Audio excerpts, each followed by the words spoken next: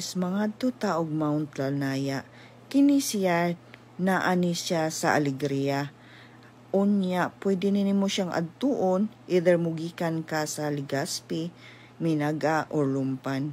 Among gipili ang Lumpan kay niingon sila, dili kuno kayo handig. So, may parking mi diri sa kang Duterte nga arian sa una. Ug kun moari mo magkinahanglan sad mog tawo nga nakahibalog yun sa lugar or tour guide kay dili lalim ang agiana nila, kakahuyan kaayo. Unya sad magkinahanglan mo magdala mo og tubig kay uhaw kaayo, kapila gud mi naghunong-hunong kay kapoy sad kaayo kay handig.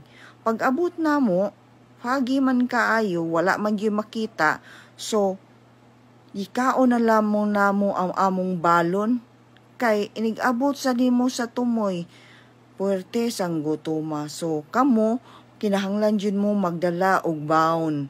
O tan-awa mi nang namungko na mi dito og kapoy na kaayo. So guys, see you in part 2.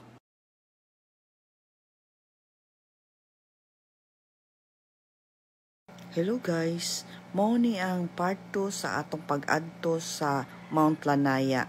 Kung kinsa ganitong gustong mo adto, kinahanglang inyo ning sundon. Pirmero mangita mog tour guide nga nakahibalo sa lugar kay dili sayon ang pag-adto kay ang dalan gamay o kalasangan pagyud tingalig mga wala mo. Ang ikaduha, i-prepare ninyo inyong kagalingan nga mulakaw mo og 1 to 2 hours depende na sa inyong paglakaw o pagpahuway. O kadtong mga sakitan na og mga tuhod ayaw na lang mog adto.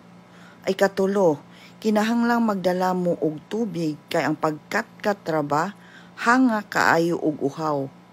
O kinahanglan sa mo magdala og ginagmay nga pagkaon kay wa ra ba tay maagi ang tindahan nga mapapalitan. Tingali mga pasmo mo. Ikaupat, magsulob mo og maayong footwear.